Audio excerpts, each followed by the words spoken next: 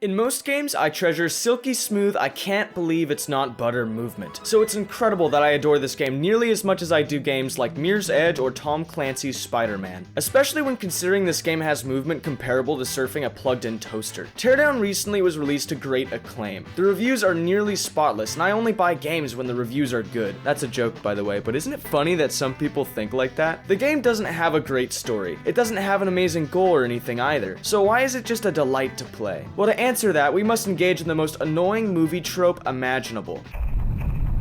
It seems like the first ever showcase of this game was only about a year ago. The second I saw this trailer from the mad lad Dennis Gustafsson, I knew I needed to play this. So I went into a deep hibernation state, only leaving my room briefly to insult my brother and to retrieve breadsticks from Olive Garden. And eventually, after a year of this brutal cycle of gluttony and destroying relationships, I finally had my grubby little baby hands on this game. I've only actually played this game for about 4 hours, but that's all I need, baby. This game is not only a delight to play, it is seriously a technological wonder. Teardown is a voxel-based, fully destructible world. Look down at your dick in-game. Boom, you can chop it off. Oh, are those trees? Yep, chop them down. Greenhouse gas doesn't exist here. Feel free to massacre the American basswood population. Literally every single voxel on screen can be broken. And not only that, the game is fully simulated as well. Think about that. There's never been a game on this scale before. The only thing that comes even a fraction of a kidney stone close would be LEGO Worlds. Just like Teardown, you can break everything, but this alone is nothing. LEGO Worlds is a bland, migraine-inducing experience. If you break parts of a wall in Teardown, the building begins to lean towards the direction it was broken in. If you break a pipe's supports, it will begin to warp downward. I've never seen something so realistic in a sandbox game. And again, I keep having to say on top of that, but seriously, it just gets better and better. Fire physics are extremely realistic. It consumes all wood or burnable voxels, and the smoke filters throughout open space, just like how it works in real life. Gas fills an entire volume. The same can be said about Teardown. If a fire is cooped up in a building, it doesn't come out. But if you put a glory hole in the ceiling, the smoke will filter through that hole. Vehicles are littered throughout the map, and just like your drunk stepdad, you can crash them into anything, as they are also fully controlled through the physics engine. Now, you are probably wondering,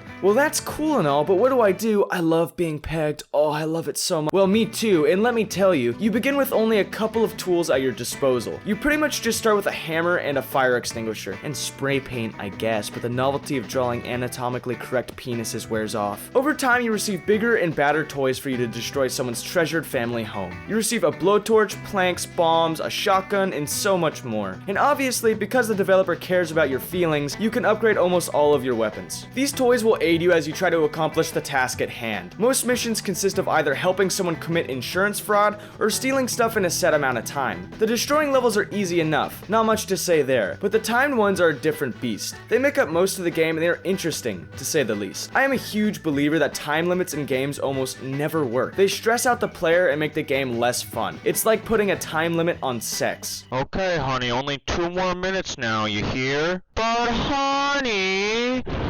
Aww. But the timers somehow work here. The developer explains how the game works best. But here's the problem. Once you take any one of them, you trigger the alarm, and after that you only have 60 seconds to pick up the rest and get out of there before security arrives.